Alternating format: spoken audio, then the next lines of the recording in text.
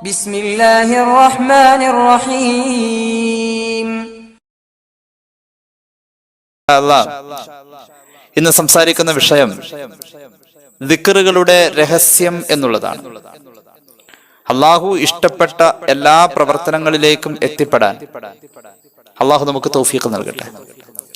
ദിക്ർ എന്നത് സ്വാഭാവികമായും നമ്മുടെ മനോമുഖരത്തിൽ പല ചിത്രങ്ങളും തരുന്ന ഒരു പദമാണ്.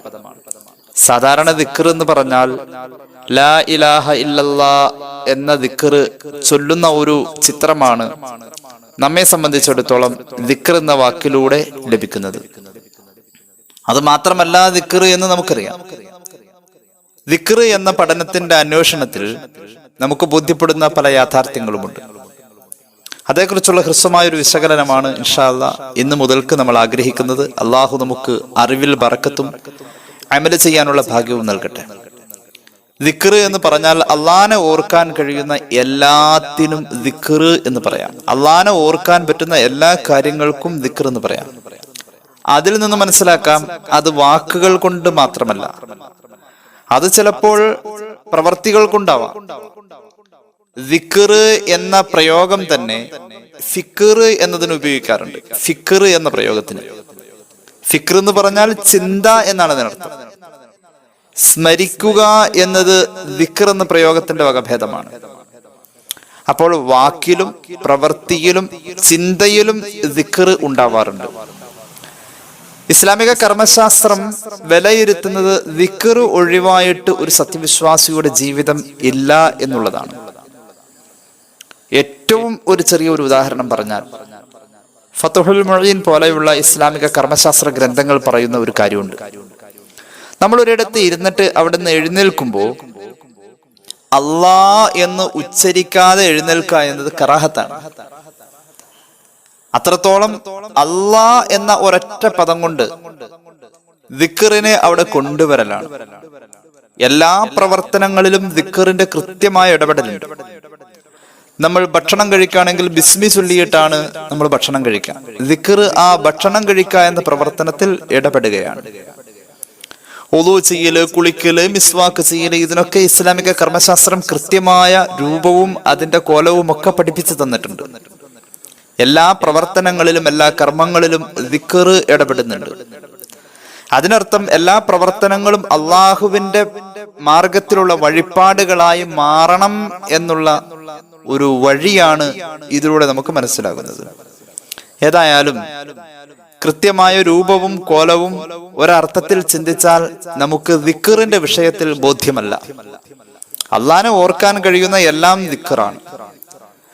ഉറക്കം അള്ളാഹുവിലേക്കുള്ള ഒരു വഴിപാടായി മാറാൻ ഉറക്കത്തിന്റെ മുന്നേ കുറെ കാര്യങ്ങൾ ചെയ്യലുണ്ട്. അള്ളാനെ ഓർക്കാൻ വേണ്ടിയുള്ള പ്രവർത്തനമാക്കി മാറ്റുമ്പോൾ അത് ദിക്റാണ്.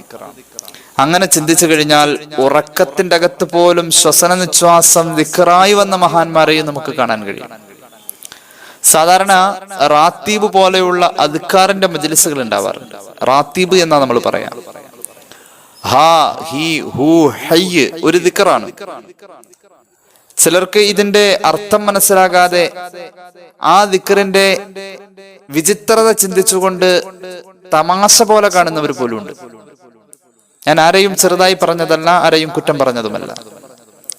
ദിക്റുകൾ അംഫാസിയായ ദിക്റുകളുണ്ട്, അൽഫാദിയായ ദിക്റുകളുണ്ട്. അംഫാസിയായ ദിക്ർ എന്ന് പറഞ്ഞാൽ ശ്വസന നിശ്വാസത്തിന്റെ കൂടെ ദിക്റുകൾ സംഭവിക്കാറുണ്ട്.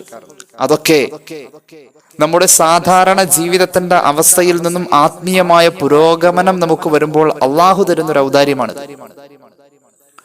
ഒരിക്കൽ മലയാളത്തിന്റെ പ്രമുഖമായ ഒരു പത്രം, ഇസ്ലാമിക സമൂഹം നേതൃത്വം നൽകുന്ന ഒരു പത്രം, വർഷങ്ങൾക്ക് മുമ്പ് മഹാനായ ചാപ്പനങ്ങാടി ബാപ്പു മുസ്ലിയാരുടെ അനുസ്മരണാർത്ഥം നവ്വറല്ലാഹു മർഖദ എഡിറ്റോറിയലിൽ ഒരു ലേഖനം ഉൾപ്പെടുത്തിയിരുന്നു.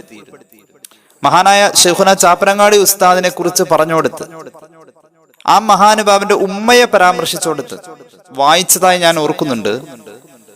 മഹാനവറുകളുടെ ഉമ്മ ബിയുമ്മ എന്ന് പറയപ്പെടുന്ന ആ സഹോദരി, ആ ഉമ്മ, ആ മഹദി, അള്ളാഹു അവരുടെ ഖബർ വെളിച്ചമാക്കട്ടെ. അവർ കിടക്കുമ്പോൾ അവരുടെ ഉറക്ക നേരത്ത് അവരുടെ ശ്വസന നിശ്വാസത്തിന്റെ താളം യാ ഹയ്യു യാ ഖയ്യൂം എന്ന ദിക്റിന്റെ ശബ്ദമായിരുന്നുവെന്ന് കേരളീയ സമൂഹത്തിലെ ഒരു മലയാള പത്രം പോലും റിപ്പോർട്ട് ചെയ്തതായി വായിച്ചതായി ഓർക്കുന്നു. അംഫാസിയായ ദിക്റാണ്. ദിക്റിലേക്ക് അങ്ങ് ലയിച്ചു കഴിഞ്ഞാൽ നമ്മളുടെ ശ്വസന നിശ്വാസത്തിന് പോലും ദിക്റിന്റെ രൂപം വരുന്നതായി കാണുന്നു. അള്ളാഹുവിന്റെ ഖുർആൻ ദിക്ർ ചൊല്ലുന്ന അവസ്ഥകളെ കുറിച്ച് പറയുന്നുണ്ട്. അള്ളാഹിനെ ഓർക്കുന്ന എല്ലാം ദിക്റാണെന്ന് നമ്മൾ ആദ്യം പറഞ്ഞത് വിട്ടുപോകരുത്. പരിശുദ്ധമായ ഖുർആൻ പറയുന്ന ആയത്തുകൾ നോക്കൂ. ദിക്റിന്റെ അവസ്ഥകൾ ഒരു നിലക്ക് നമുക്ക് ഒഴിവല്ല. അഊദു ബില്ലാഹി മിനശ് ശൈത്വാനിർ റജീം.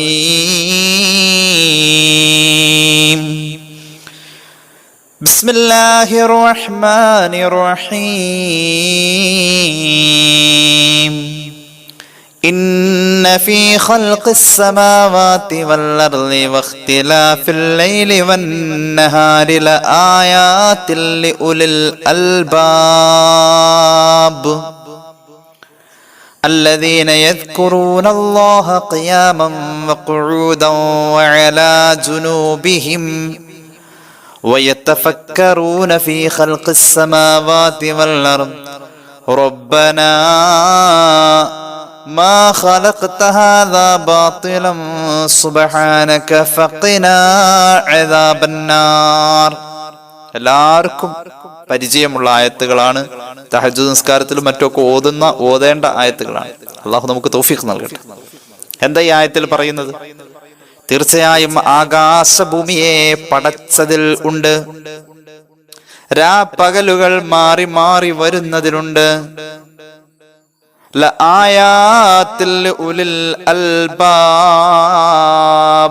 ചിന്തിക്കുന്നവർക്ക് ധാരാളം കാര്യങ്ങൾ പഠിക്കാനുണ്ട്. ചിന്തിക്കുന്നവർക്ക് അള്ളാഹുവിലേക്ക് എത്താനുള്ള ധാരാളം വഴികൾ ഇതിലൊക്കെ ഉണ്ട്. അള്ളാഹു നമുക്ക് ചിന്തിക്കാൻ തൗഫീഖ് നൽകട്ടെ. ആരായി ചിന്തിക്കുന്നവര്? അല്ലദീന യദ്കുറൂന അല്ലാഹ ഖിയാമ, അവർ നിൽക്കുമ്പോൾ അല്ലാഹനെ ഓർക്കുന്നു. വഖുഊദ, ഇരിക്കുമ്പോഴും അല്ലാഹനെ ഓർക്കുന്നു.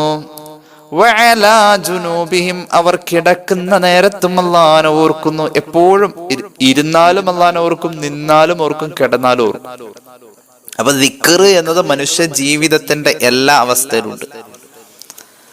ഒഴിവാകുന്നില്ല. ഇത് ഒഴിവായിട്ടുള്ള ഒരു അവസ്ഥ നമുക്ക് കാണാൻ കഴിയുന്നില്ല. എന്നാൽ ദിക്റിന്റെ വകഭേദങ്ങളുണ്ട്. ഓരോ വ്യക്തിത്വങ്ങളെ പരിഗണിച്ച് ദിക്റിന്റെ രീതികൾക്ക് മാറ്റങ്ങൾ വരുന്നുണ്ട്. നിപ്പിലും ഇരിപ്പിലും കിടപ്പിലും ഒക്കെ ദിക്ർ വരുന്നുണ്ട്. ദിക്ർ എല്ലാ സ്ഥലത്തും ഇടപെടുന്നുണ്ട്. ഓരോരുത്തരുടെ പദവി അനുസരിച്ച് ഇതിലെ ഏറ്റ വ്യത്യാസവും നമുക്ക് കാണാൻ കഴിയുന്നുണ്ട്. രൂപം വ്യക്തമല്ല, കോലം വ്യക്തമല്ല, പ്രവൃത്തിയും വാക്കും ഉച്ചാരണവും ചിന്തയും ഒക്കെ ദിക്റായി വരുന്നുണ്ട്. അതാണ് ദിക്റുൽ അംബിയാഇ ഇബാദ. റസൂലുള്ളാഹി സ്വല്ലല്ലാഹു അലൈഹി വസല്ലം തങ്ങൾ പഠിപ്പിച്ചല്ലോ.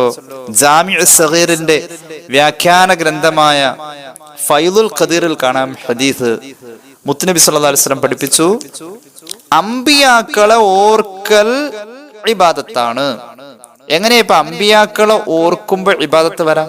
അമ്പിയാക്കളെ ഓർക്കുന്നോടത്ത് അള്ളാനെ ഓർക്കൽ വരുന്നുണ്ട്. സ്വാഭാവികമായും അള്ളാനെ ഓർക്കൽ വരുന്നുണ്ട്. ഹബീബായ നബി കരീം സല്ലല്ലാഹു അലൈഹി വസല്ലമ തങ്ങളെ ഓർക്കുന്നോടത്ത് അള്ളാനെ ഓർക്കൽ വരുന്നുണ്ട്. സ്വാഭാവിക. നബിയെ വഴിപ്പെടുന്നോടത്ത് അള്ളാനെ, നബിയെ നബിയെ അനുസരിക്കുക. സല്ലല്ലാഹു അലൈഹി വസല്ലം പുണ്യ നബി സല്ലല്ലാഹു അലൈഹി വസല്ലമ തങ്ങൾ ചെയ്ത പ്രവൃത്തിയെ അനുകരിക്കുക. അവിടെയൊക്കെ അള്ളാഹുവിനെ അനുകരിക്കൽ വരുന്നുണ്ട്. അനുകരിക്കുക എന്ന് പറഞ്ഞാൽ അതിനർത്ഥം അള്ളാഹ് പറഞ്ഞത് അനുസരിക്കൽ വരുന്നുണ്ട്. ഖുർആൻ പറഞ്ഞതാണത്. റസൂലിനെ അനുസരിച്ചാൽ അള്ളാഹിനെ അനുസരിച്ചു. അപ്പൊ അമ്പിയാക്കളെ ഓർക്കൽ ഇബാദത്താണ് എന്ന് പറഞ്ഞത് ദിക്ർ എന്ന അടിസ്ഥാനത്തിലാണ് വരുന്നത്. ആ ഓർമ്മയിൽ അള്ളാഹിനെ ഓർക്കാതെ കഴിയില്ല. സ്വലാത്തിന്റെ പുണ്യം എന്താ? സ്വലാത്തിൽ നബിയെയും ഓർക്കുന്നു, അള്ളാഹിനെയും ഓർക്കുന്നു. അള്ളാഹിനെ വഴിപ്പെടൂ, റസൂലിനെ വഴിപ്പെടൂ എന്നാണ് പ്രഖ്യാപനം. അത്തിഉല്ലാഹ വ അത്തിഉ റസൂൽ സ്വല്ലല്ലാഹു അലാ മുഹമ്മദ് സ്വല്ലല്ലാഹു അലൈഹി വസല്ലം. പക്ഷെ റസൂലിനെ വഴിപ്പെടുന്നോടത്ത് അള്ളാഹിനെ വഴിപ്പെടൽ വന്നു എന്ന് ഖുർആൻ. അപ്പോൾ ദിക്ർ എന്നത് ഓരോരുത്തരുടെയും പദവി അനുസരിച്ച് വ്യത്യാസമാകുവാണ്. ഉദാഹരണം, അമ്പിയാക്കളുടെ ദിക്റിന് പ്രത്യേകതയുണ്ട്, ഔലിയാക്കന്മാരുടെ ദിക്റിന് പ്രത്യേകതയുണ്ട്. നേരത്തെ നമ്മൾ പറഞ്ഞ മഹദിയായ ബിയ്യുമ്മ റളിയല്ലാഹു അൻഹ, മഹാനായ ചാപ്പനങ്ങാടി ഉസ്താദിന്റെ ഉമ്മ, അവർ കിടക്കുമ്പോൾ അവരുടെ ശ്വസന നിശ്വാസത്തിന്റെ ശബ്ദത്തിന് യാ ഹയ്യു യാ ഖയ്യൂം എന്ന ദിക്റിന്റെ ശബ്ദം ധ്വനി കേൾക്കപ്പെട്ടിരുന്നു എന്ന് ചരിത്രത്തിൽ വായിക്കാൻ കഴിയുമ്പോൾ ഓരോരുത്തരുടെയും അവസ്ഥയിൽ വ്യത്യാസമുണ്ട്. ഈ റാത്തീബുകളിലൊക്കെ ഹാ ഹി ഹു ഹയ്യ് എന്നൊക്കെ പറയുന്നത് അംഫാസിയായ ദിക്റുകളാണ്. അപ്പൊ ദിക്റുകൾക്ക് പല രൂപവുമുണ്ട്, കോലവുമുണ്ട്. ദിക്റുകൾക്ക് ഒരുപാട് രഹസ്യങ്ങളുണ്ട്. ചില പ്രവർത്തനങ്ങൾ ദിക്റുകളായി മാറാറുണ്ട്. ഇൻഷാ അല്ലാഹ് അതിന്റെ ഒരു ചെറിയ വിശകലനത്തിലേക്ക് നമ്മൾ കടന്നുവരാണ്. അള്ളാഹു തൗഫീഖ് ചെയ്യട്ടെ. മഹാന്മാരായ അള്ളാഹുവിന്റെ അമ്പിയാക്കളുടെ ജീവിതത്തിൽ ചില സമയങ്ങളിൽ ദിക്ർ സംഭവിക്കാതെ വന്നതിന്റെ പേരിൽ, ദിക്ർ എന്ന് പറഞ്ഞാൽ അള്ളാഹിനെ ഓർക്കൽ സംഭവിക്കാതെ വന്നതിന്റെ പേരിൽ അവർക്ക് അതിന്റെ ഭവിഷ്യത്ത് അനുഭവിക്കേണ്ടി വന്നതായ ധാരാളം സംഭവങ്ങൾ ഖുർആനും ഹദീസും നമ്മുടെ മുന്നിൽ പറയുന്നുണ്ട്. അമ്പിയാക്കളുടെ കൂട്ടത്തിൽ ഏറ്റവും പെട്ടെന്ന് സ്വർഗത്തിലേക്ക് പോകാൻ അതിനുള്ള പാസ് കിട്ടുന്ന നബി സയ്യിദുനാ യഹ്യ അലൈഹിസ്സലാത്തു വസ്സലാം ആയിരിക്കുമെന്ന് മുഹമ്മദ് റസൂൽ സ്വല്ലല്ലാഹു അലൈഹി വസല്ലം എല്ലാവരെയും വിചാരണ ചെയ്യും. فكيف إذا جئنا من كل أمة بالشهيد وجئنا بك على هؤلاء شهيدا. ഈ ആയത്ത് സൂറത്തുൻ നിസായിലെ ഏകദേശം 41-ാമത്തെ ആയത്താണെന്നാ ഞാൻ ഓർക്കുന്നത്. എല്ലാ സമൂഹത്തിലും ഒരു വിചാരണ ആ സമൂഹത്തിന്റെ നേതൃത്വത്തെ വിളിച്ചുകൊണ്ടുണ്ടാവും. എല്ലാ സമൂഹത്തെയും വിചാരണ ചെയ്യുമ്പോൾ നേതാവിനെ ആദ്യം വിളിച്ച് വിചാരണ ചെയ്യും. ഫകൈഫ ഇദാ ജിഅനാ മിൻ കുല്ലി ഉമ്മത്തിൻ ബിശ്ശഹീദ് എന്ന് ഖുർആൻ. അങ്ങനെ എല്ലാ സമൂഹത്തെയും വിചാരണ ചെയ്യുന്നോടത്ത് യഹ്യാ നബി അലൈഹിസ്സലാത്തു വസ്സലാമിന്റെ വിചാരണ പെട്ടെന്ന് തന്നെ തീരുമെന്ന് മുഹമ്മദ് റസൂൽ സ്വല്ലല്ലാഹു അലൈഹി വസല്ലം. യഹ്യാ നബി അലൈഹിസ്സലാത്തു വസ്സലാമിന്റെ വിചാരണ വേഗം തീരും. എന്താ കാരണമെന്നറിയുമോ? ലം യഅസുല്ലാഹ തർഫത ഐൻ. അതിന്റെ കാരണം അതാ. ഒരു കണ്ണ് ചിമ്മുന്ന നേരം പോലും മനസ്സിൽ നിന്ന് അല്ലാഹ് എന്ന ചിന്ത മാറിയിട്ടില്ല. നമുക്ക് എപ്പോഴാ ചിന്ത വരാം? അഖിമിസ് സ്വലാത്ത ലിദ്ദിക്രി, എന്നെ ഓർക്കാൻ വേണ്ടിയിട്ട് നിങ്ങൾ നിസ്കരിക്കൂ എന്നാ പറഞ്ഞത്. ആരെ ഓർക്കാൻ വേണ്ടിയിട്ട്? അള്ളാനെ ഓർക്കാൻ വേണ്ടിയിട്ട്. എന്നാൽ സത്യത്തിൽ നമ്മുടെ നിസ്കാരത്തിൽ അള്ളാഹ് എന്നുള്ള ഓർമ്മ ഒഴിച്ചുള്ള ബാക്കിയെല്ലാം ഓർമ്മയുണ്ട്. നേരെ തിരിച്ച അഖിമിസ് സ്വലാത്ത ലിദ്ദിക്രി, എന്നെ ഓർക്കാൻ വേണ്ടി നിങ്ങൾ നിസ്കരിക്കൂ എന്ന് പറഞ്ഞോടത്ത് നമ്മൾ എവിടെയാ നിൽക്കുന്നത്? നമ്മളോട് നിസ്കാരത്തിൽ അള്ളാനെ ഓർക്കുന്ന അവസ്ഥ ഉണ്ടോന്ന് ചോദിച്ചാ അള്ളാഹ് അല്ലാത്ത ബാക്കിയെല്ലാം ഓർക്കുന്ന ഒരു അവസ്ഥയാണ് നിസ്കാരത്തിലുള്ളത് നമുക്ക്. എന്നാൽ നിസ്കാരത്തിന്റെ ലക്ഷ്യം തന്നെ അള്ളാനെ ഓർക്കലാണ്. നമ്മളോടാണ് പറയുന്നത് യഹ്യാ നബി അലൈഹിസ്സലാത്തു വസ്സലാം പെട്ടെന്ന് വിചാരണ പൂർത്തിയാകുന്ന നബിയാണ് എന്ന്. സല്ലല്ലാഹു അലാ മുഹമ്മദ് സല്ലല്ലാഹു അലൈഹി വസല്ലം. എന്താ കാരണം? ലം യഅസില്ലാഹ തർഫത ഐൻ. ഒരു കണ്ണ് ചിമ്മുന്ന മൈക്രോ സെക്കൻഡ് നിമിഷങ്ങൾ പോലും ആ മഹാന്റെ മനസ്സിൽ നിന്ന് അല്ലാഹ് എന്നുള്ള ചിന്ത പോയിട്ടില്ല. പല നബിമാർക്കും ചില സന്ദർഭങ്ങളിൽ അങ്ങനെ ചിന്ത മാറിയിട്ടുണ്ട്. അത് തെറ്റാണോ? നമ്മെ സംബന്ധിച്ചിടത്തോളം അതൊരു തെറ്റല്ല. കാരണം ഓരോരുത്തരുടെ പദവി അനുസരിച്ച് ദിക്റിൽ ഏറ്റ വ്യത്യാസം ഉണ്ടെന്ന് നമ്മൾ പറഞ്ഞു. നമുക്ക് അനുവദനീയമായ പല കാര്യങ്ങളും നമ്മെക്കാളും എത്രയോ വലിയ മഹത്വത്തിന്റെ ജീവിത രീതികൾ ആവിഷ്കരിച്ചെടുത്ത മഹാന്മാരിൽ മഹാന്മാരായ അമ്പിയാക്കൾക്കും ഔലിയാക്കന്മാർക്കും ചിലത് അവരെ സംബന്ധിച്ച് അവരുടെ പദവി അനുസരിച്ച് അനുയോജ്യമല്ല. ആ നിലക്ക് ചിന്തിക്കുമ്പോൾ പല നബിമാരുടെയും ചരിത്രത്തിൽ ഒരുപാട് അത്ഭുതങ്ങൾ കാണാൻ കഴിയും. ഞാൻ ആദ്യം തന്നെ ഒരു ഹദീസ് പറയാം. നമ്മുടെ ജീവിതവുമായി ബന്ധപ്പെടുത്താൻ പറ്റുന്ന ഒരു കാര്യമാണ്. നമുക്കൊരു 5000 രൂപയുടെ ആവശ്യം വന്നാൽ നമ്മൾ എന്താ ചെയ്യുക? നമ്മുടെ കയ്യിൽ ഇല്ലെങ്കിൽ ആ 5000 രൂപ സംഘടിപ്പിക്കാൻ വേണ്ടി ഏകദേശം 50 പേരോടെങ്കിലും നമ്മൾ ചോദിക്കും. 50 പേര് എന്ന എണ്ണം ഞാൻ ഒരു ഉദാഹരണം പറഞ്ഞതാണ്. എന്ന് പറഞ്ഞാൽ നിരന്തരമായി നമ്മൾ പലരോടും അത് ആവശ്യപ്പെടും, അന്വേഷിക്കും. എന്നാൽ ഈ 5000 രൂപ നമുക്ക് ആവശ്യം വന്ന അവസ്ഥ ജീവിതത്തിന്റെ ഒരു സാധാരണ കാര്യമല്ലേ? നമ്മൾ അതിനുശേഷം നടത്തുന്ന കാര്യങ്ങളും അതിനോടനുബന്ധമായി വരുന്ന ഒരു സാധാരണ അനുഭവമല്ലേ? ഈ 5000 രൂപയുടെ ആവശ്യം നമ്മുടെ ജീവിതത്തിൽ സംവിധാനിച്ചത് അള്ളയാണ് എന്ന് നമ്മൾ ചിന്തിച്ചിട്ടുണ്ടോ? ആ റബ്ബിനെ സംബന്ധിച്ചിടത്തോളം ഈ 5000 രൂപ നമ്മുടെ കയ്യിലെത്തിക്കാനുള്ള വഴിയും എത്രയോ എളുപ്പമാണ്. നമ്മളത് ചിന്തിച്ചാൽ അത് രണ്ടും നമുക്ക് ദിക്ർ എന്ന പരിഗണനയിൽ കിട്ടാണ്. അള്ളാനെ ഓർക്കൽ അവിടെ ഉണ്ടാവാം.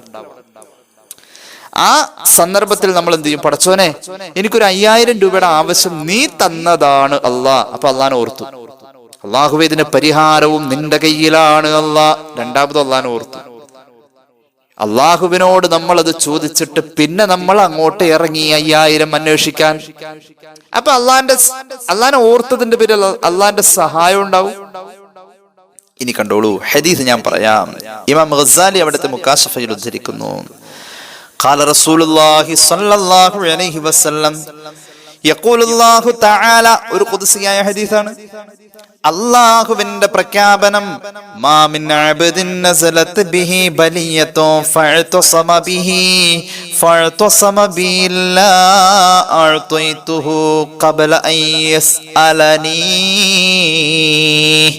എന്റെ ഒരു അടിമ, ആ അടിമയ്ക്ക് ഒരു ആവശ്യം വന്നപ്പോ അവൻ എന്നോട് തേടി, എന്നാൽ ഇല്ലാ അഅതൈതുഹു ഖബല അൻ യസ്അലനി, എന്നിൽ അവൻ തേടി വന്നപ്പോ അവൻ എന്നോട് ആവശ്യം ഉന്നയിക്കുന്നതിന് മുന്നേ തന്നെ അവന് ഞാൻ അത് നിർവഹിക്കും എന്ന് അള്ളാഹ് പറഞ്ഞതായി മുഹമ്മദ് റസൂൽ സല്ലല്ലാഹു അലൈഹി വസല്ലം. വസ്തജബ്തു ലഹു, ഞാൻ അവന് ഇജാബത്ത് നൽകും, ഉത്തരം നൽകും. ഖബല അൻ യദുഅനി, അവൻ റബ്ബിനോട് ചോദിക്കാം ആദ്യമെന്ന് തീരുമാനിക്കുന്നോടത്ത് വെച്ച് തന്നെ അവൻ ചോദിക്കാതെ അവൻ അതിന് ഞാൻ ഉത്തരം ചെയ്തു കഴിഞ്ഞുവെന്ന് അള്ളാഹുവിന്റെ പ്രഖ്യാപനം മുഹമ്മദ് റസൂൽ സല്ലല്ലാഹു അലൈഹി വസല്ലം. അപ്പൊ അള്ളാഹുവിനോട് ആദ്യം ചോദിക്കാൻ തീരുമാനം എടുക്കൽ തന്നെ ഒരു ദിക്റാണ്, അള്ളാഹിനെ ഓർക്കലാണ്. ഇനി നേരെ തിരിച്ച്, ഒരാൾക്കൊരാവശ്യം വന്നു, ഒരു പ്രയാസം വന്നു, അവൻ നേരെ ചിന്തിച്ചത് പടച്ചോനല്ല, പിന്നെന്താ? അത് ആയിക്കാളടുത്ത് ചോദിക്കാം, അല്ല ഇന്ന ആളുടെ അടുത്ത് ചോദിക്കാം, പള്ളിയിലെ പ്രസിഡന്റിനോട് ചോദിക്കാം, പഞ്ചായത്തിന്റെ മെമ്പറിനോട് ചോദിക്കാം. അങ്ങനെ ആദ്യം ചിന്തിച്ചത്. പിന്നെ എല്ലാം കഴിഞ്ഞിട്ട് അള്ളാനെ ചിന്തിച്ചത്. ആദ്യം ഒരു മഖ്ലൂഖിനെയാണ് ചിന്തിക്കുന്നത് എങ്കിൽ അള്ളാഹുവിന്റെ ഹബീബ് പറയുന്നു, ഇല്ല അഗ്ലഖ്തു അബ്വാബസ് സമാഇ അലൈഹി, ആകാശത്തിൽ നിന്നും അനുഗ്രഹം ഇറങ്ങി വരാനുള്ള അനുഗ്രഹത്തിന്റെ കവാടങ്ങൾ അല്ലാഹു ആ മനുഷ്യനെ അടച്ചു കളയുമെന്ന് മുഹമ്മദ് മുസ്തഫ സല്ലല്ലാഹു അലൈഹി വസല്ലം. അപ്പൊ എന്ത് ചെറിയ ആവശ്യം വന്നാലും ലിയസ്അൽ റബ്ബഹു, റസൂലുള്ളാഹി പഠിപ്പിച്ചല്ലോ, ഓരോരുത്തരും അല്ലാഹുവോട് ചോദിക്കേണ്ട കാര്യം. ഒരാള് നടന്നു പോകുമ്പോൾ അവന്റെ ചെരുപ്പിന്റെ വാറ് പൊട്ടിയാൽ ആ ചെരുപ്പിന്റെ വാറ് ഇട്ട് തരാൻ പടച്ചോനെ ഇത് പൊട്ടിയല്ലോ അല്ലാ, നീ ഇത് ശരിയാക്കണേ എന്ന് ചോദിക്കാം. അതുപോലും മടിക്കല്ലേ എന്ന് മുഹമ്മദ് റസൂൽ സല്ലല്ലാഹു അലൈഹി വസല്ലം. അത്രത്തോളം അള്ളാഹുവിനോട് ചോദിക്കാം. അവിടെയൊക്കെ അള്ളാഹ് എന്ന ചിന്തയെ കൊണ്ടുവരലാണ് ഇവിടെ ആവശ്യം. അള്ളാഹു ചെരുപ്പിന്റെ വാറ് ഇട്ട് തരുമോ എന്നുള്ളതല്ല. പടച്ചോനെ എന്റെ ചെരുപ്പിന്റെ വാറ് പൊട്ടിയല്ലോ അല്ലാ, എല്ലാം പടച്ച റബ്ബിനെ വിളിച്ചുകൊണ്ട് എന്ത് ചെറിയ ആവശ്യത്തിലും അവനോടൊരു സംഭാഷണം എപ്പോഴും ഉണ്ടാവാ. അത് അവനോടുള്ള അടുപ്പമാണ്, അള്ളാഹുവിന്റെ ദിക്റാണെന്ന് പുണ്യനബി സല്ലല്ലാഹു അലൈഹി വസല്ലം. ഇനി കണ്ടോ, അമ്പിയാക്കളുടെ ജീവിതത്തിൽ ഇങ്ങനെ ഒന്ന് സംഭവിക്കാതിരുന്നാൽ എങ്ങനെ?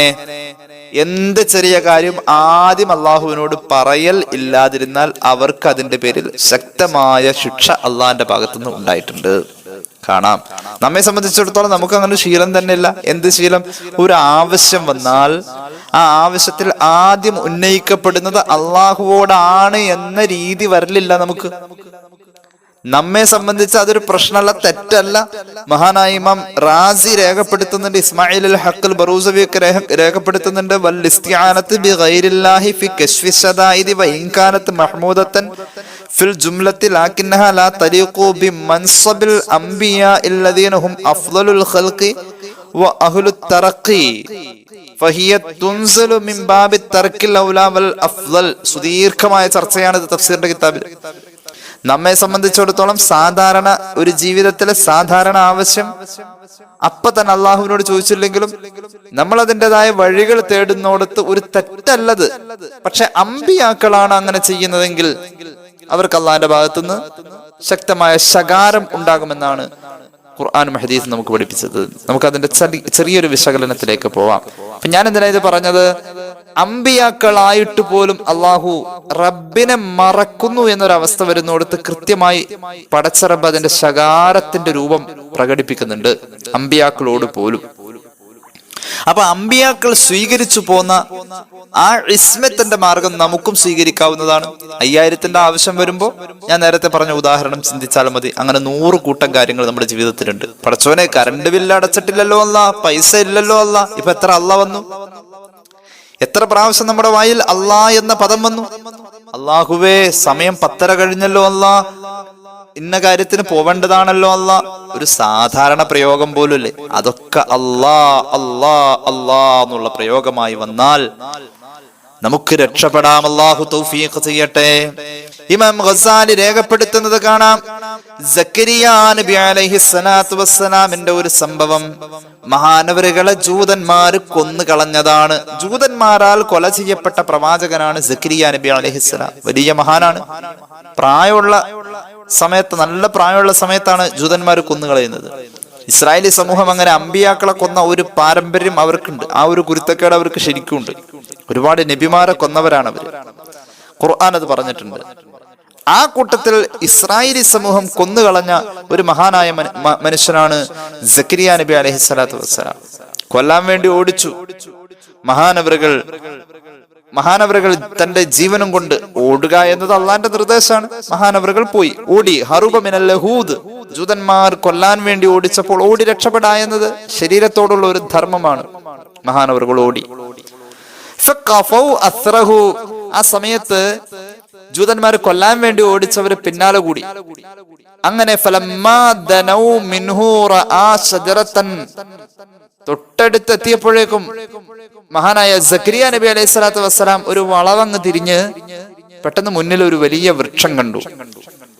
ആ വൃക്ഷത്തിലാണെങ്കിൽ ഒരാൾക്ക് സുഖമായി കയറിയിരിക്കാൻ പറ്റുന്ന ഒരു വലിയ പൊത്ത് അതിന്റെ മുകളിലുണ്ട്. പെട്ടെന്ന് കയറാൻ പറ്റും. മഹാനവറുകൾ അവിടെ എത്തിയപ്പോ ജൂതന്മാര് കൊല്ലാൻ വേണ്ടി ഓടിച്ചവരാ. ആ സമയത്ത് ആ വൃക്ഷത്തോട് മഹാനവറുകൾ പറഞ്ഞു, യാ ശജറാദ്ഖിലീനി ഫീകി, ഓ മരമേ, നിന്റെ അടുത്ത് സ്ഥലമുണ്ടല്ലോ, എന്നൊന്നും അങ്ങോട്ട് കയറ്റിയിരുത്തിയ മരമേ. ആ സമയത്ത് മഹാനുഭാവന്റെ മുഅ്ജിസത്ത് എന്നോണം ആ മരം പിളരുകയാണ്. മുത്തുനബി സല്ലല്ലാഹു അലൈഹി വസല്ലം തങ്ങളിൽ നിന്നും ഉദ്ധരിക്കപ്പെടുന്ന ഒരു സംഭവമാണിത്. ഇമാം ഗസാലി പറയുന്നു, ആ സമയത്ത് മരം പിളരുകയാണ്. മരം പിളർന്നു. അതിന്റെ അകത്തേക്ക് സക്കരിയ നബി കയറിയിരുന്നു.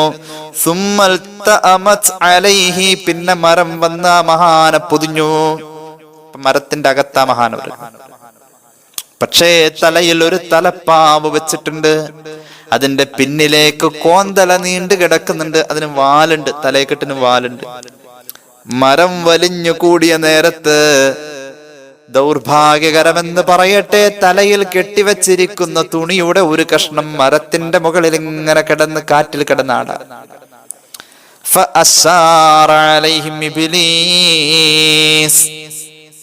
മഹാനവറുകളെ മരത്തിന്റെ ചോട് വരെ ഓടിച്ചു കൊണ്ടുവന്നത് ഓർമ്മയുണ്ട്.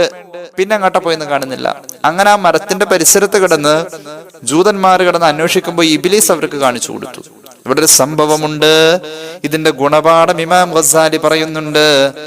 ഒരു ആവശ്യം മുന്നിൽ വന്നപ്പോ നമ്മളൊക്കെ ചെയ്ത പോലെ പണം അന്വേഷിച്ചുകൊണ്ട് ജനങ്ങളുടെ ഇടയിലേക്ക് ഇറങ്ങുകയാണല്ലോ ചെയ്തത്. പണത്തിന്റെ ആവശ്യം വന്നപ്പോ നമ്മളൊക്കെ ചെയ്ത് അങ്ങനെയാണല്ലോ. എന്നാൽ ആ പണത്തിന്റെ ആവശ്യം പടച്ച റബ്ബേ നീ നിറവേറ്റി തരണേ, ആരെങ്കിലും എനിക്ക് ആ പണം തന്ന് സഹായിക്കാൻ വിധം ആരെങ്കിലും എന്റെ മുന്നിൽ വരണം, നീ എനിക്ക് കാണിച്ചു തരണേ എന്ന ഒരു ദുആ നമ്മൾ നേരത്തെ നടത്തിയിട്ടാണ് പണത്തിന് വേണ്ടി ഇറങ്ങുന്നതെങ്കിൽ ഉറപ്പായിട്ടും ആരെങ്കിലും നമ്മുടെ മുന്നിൽ വരും, അള്ളാഹു കൊണ്ടുവരും. അതാണ് അതിന്റെ ശരിയായ രീതി. കാരണം അള്ളാനെ നമ്മൾ മുൻനിർത്തിയിട്ട് റബ്ബിനോട് നമ്മൾ ആദ്യം പറഞ്ഞപ്പോൾ സൃഷ്ടാവായ അള്ളാന്റെ ഒരു പൊരുത്തം നമ്മളോടുണ്ടായി. അങ്ങനെ വരുമ്പോൾ അവൻ ആ ആവശ്യത്തിൽ നമ്മെ സഹായിക്കലാണ്. ഇവിടെ നോക്ക്, സക്കരിയ നബി ആദ്യം പറഞ്ഞത് അള്ളാഹുവോടല്ല, പടച്ചോനെ ഈ മരത്തിൽ ഒരു ഗ്യാപ്പ് കാണുന്നുണ്ട്, നീ എന്നെ അങ്ങോട്ട് എത്തിക്കണേ അല്ലാ എന്ന് പറഞ്ഞ ആ മഹാനുഭാവന്റെ മുന്നിൽ അള്ളാഹു തആല അതിനുള്ള അവസരം കൊടുക്കും. പക്ഷെ ഈ മഹാൻ അങ്ങനെ പറയാനിട്ടും മരം പിളർന്ന് മഹാനവറുകൾ അതിന്റെ അകത്ത് കയറി. പക്ഷെ അള്ളാഹുവോട് ആ നേരത്ത് ആദ്യം പറയണം, അത് കഴിഞ്ഞ് മരത്തോട് പറഞ്ഞാൽ മതിയായിരുന്നു. മരത്തോട് പറയല് ആദ്യം നടന്നു. അതിന്റെ പേരിൽ ഇമാം ഗസാലി രേഖപ്പെടുത്തുന്നത് കാണാം, അങ്ങനെ മരത്തോട് ആദ്യം പറഞ്ഞു. മരത്തിനോട് ആദ്യം പറഞ്ഞു. അത് ഓടി വന്ന ആ ഒരു ഇതിൽ മറന്നതാണ്. ഇത് യഥാർത്ഥത്തിൽ അടിസ്ഥാനപരമായി തെറ്റല്ല. മനുഷ്യ ജീവിതവുമായി ബന്ധപ്പെട്ടിട്ടുള്ള ഒരു രീതി അങ്ങനെയാണ്, അങ്ങനെ സംഭവിച്ചു പോയതാ. പക്ഷെ അമ്പിയാക്കളിലേക്ക് ചേർത്തി നോക്കുമ്പോൾ ദിക്ർ എന്ന രീതിയിൽ അള്ളാനെ ഓർക്കുന്നോടത്ത് അവർ നമ്മേക്കാൾ കൂടുതൽ അഡ്വാൻസ്ഡ് ആണ്, കുറച്ചുകൂടി ശ്രദ്ധിക്കേണ്ടവരാണ്. അതുകൊണ്ട് അവർക്ക് ഏറ്റവും ഗുണകരം ഇങ്ങനെ നേരെ മരത്തിന്റെ മുന്നിൽ പറയാതെ അതിന് മുന്നേ അള്ളാഹുവിനോട് പറയാം. അപ്പൊ അള്ളാഹു സഹായിക്കും. അല്ലെങ്കിലും സഹായിച്ചല്ലോ, അള്ളാഹു അതിന്റെ മുകളിൽ കയറ്റി. നമുക്ക് ഇത് ഉപയോഗപ്പെടുത്താവുന്നതാണ്. നമ്മുടെ ജീവിതത്തിൽ ഒരു സാമ്പത്തിക ആവശ്യം വരുമ്പോൾ ആദ്യം തന്നെ അള്ളാഹുവോട് പറയാം. സാമ്പത്തികം തന്നെയല്ല, ഏത് ആവശ്യം വന്നാലും. പടച്ചോനെ റബ്ബേ 10:30 മണിക്ക് അവിടെ എത്തേണ്ടതാണല്ലോ അല്ലാ, ഞാൻ എത്തുമോ അല്ലാ, ഇങ്ങനെ സാധാരണ പറയുന്ന വാക്കുകളുണ്ടല്ലോ. അതിൽ ഈ അല്ലാ എന്ന് ചേർത്ത് പറയലൊരു ദിക്റാണെന്നാ ഈ പറയുന്നത്. അള്ളാഹു തൗഫീഖ് ചെയ്യട്ടെ. എത്ര ലളിതമായ ഒരു കാര്യ അല്ലേ നമ്മുടെ ജീവിതത്തിൽ നേടിയെടുക്കാൻ. അപ്പൊ അള്ളാന്റെ സഹായം ഉണ്ടാവും, പടച്ചോന്റെ പൊരുത്തം ഉണ്ടാവും, ആ പോകുന്ന കാര്യത്തിൽ ബർക്കത്തും ഉണ്ടാവും. അതാണ് ഇവിടെ. അപ്പൊ അള്ളാഹുവോട് ആദ്യം പറഞ്ഞതിന്റെ പേരില് അള്ളാഹുവിന്റെ സഹായം ഉണ്ടാവും. എന്നാൽ ആദ്യം ആ സൃഷ്ടിയോടാണ് പറയുന്നതെങ്കിൽ അവിടെ അള്ളാന്റെ സഹായവും പൊരുത്തം ഉണ്ടാവൂല. അപ്പൊ ആര് ഇടപെടും? ഇബ്ലീസ് ഇടപെടും. അതുകൊണ്ടാണ് സക്കരിയ നബി അലൈഹിസ്സലാമിനെ മരത്തിന്റെ ചുവട്ടിൽ അന്വേഷിക്കുന്നവരോട് ഇബ്ലീസ് അവിടെ ഇടപെടാ. കാരണം അള്ളാഹുവിന്റെ സഹായവും പൊരുത്തവും ഇല്ല. സക്കരിയ നബി അള്ളാഹ്ക്ക് പൊരുത്തമില്ലാത്ത കാര്യം ചെയ്തു എന്ന് ചിന്തിക്കല്ല ഇവിടെ വേണ്ടത്. ഇങ്ങനെയുള്ള സന്ദർഭങ്ങളിൽ അള്ളാഹുവിന്റെ സഹായം അവിടെ ഉണ്ടാവാ എന്നതിന് അള്ളാഹിനോട് ആദ്യം പറയണം. ഇബ്ലീസ് സൂചിപ്പിച്ചു, ഈ മരത്തിൽ ഉണ്ടാവാൻ സാധ്യതയുണ്ട്. അതുകൊണ്ട് ഒരു മരം മുറിക്കുന്ന വാള് കൊണ്ടുവന്ന് ഈ മരം അങ്ങോട്ട് മുറിച്ച അതിന്റെ അകത്തുണ്ടെങ്കിൽ ആൾ അതിന്റെ അകത്തിരുന്ന് അങ്ങോട്ട് മുറിയട്ടെ എന്ന് ഇബ്ലീസ് അഭിപ്രായം പറഞ്ഞു. അങ്ങനെ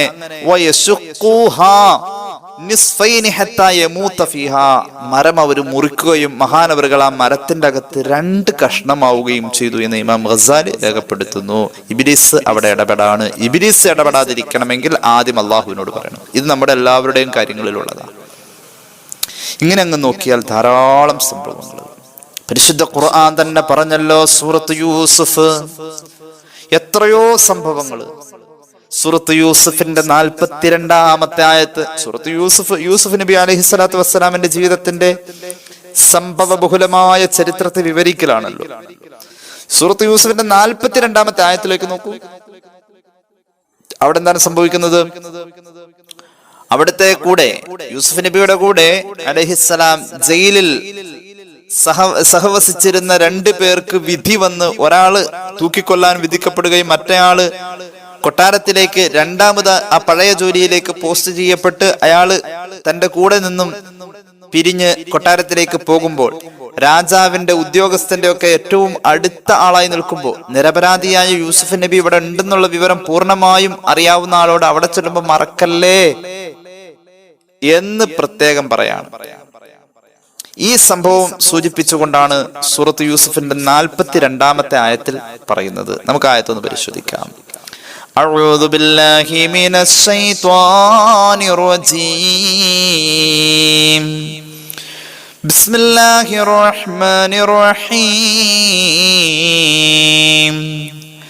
ഖാല ലില്ലദീ ظن أنه ناج منه اذكرني عند ربك فأنساه الشيطان ذكر ربه فلبث في السجن بضع سنين. 42-ാമത്തെ ആയത്ത്. മഹാനവറുകൾ പറഞ്ഞു, യൂസുഫ് നബി പറഞ്ഞു അലൈഹിസ്സലാം, ആരോട് പറഞ്ഞു? നാളെ കൊട്ടാരത്തിൽ നിന്നും രാജാവിന്റെ വിധി വരും, പ്രഖ്യാപനം വരും. ജയിൽവാസികളിൽ തന്റെ കൂടെയുള്ള ഇന്നാലിന്ന ആള് രക്ഷപ്പെടണമെന്ന്. അങ്ങനെ വിധി വന്നു, അദ്ദേഹം രക്ഷപ്പെട്ടു പോകുമെന്ന് പ്രതീക്ഷ.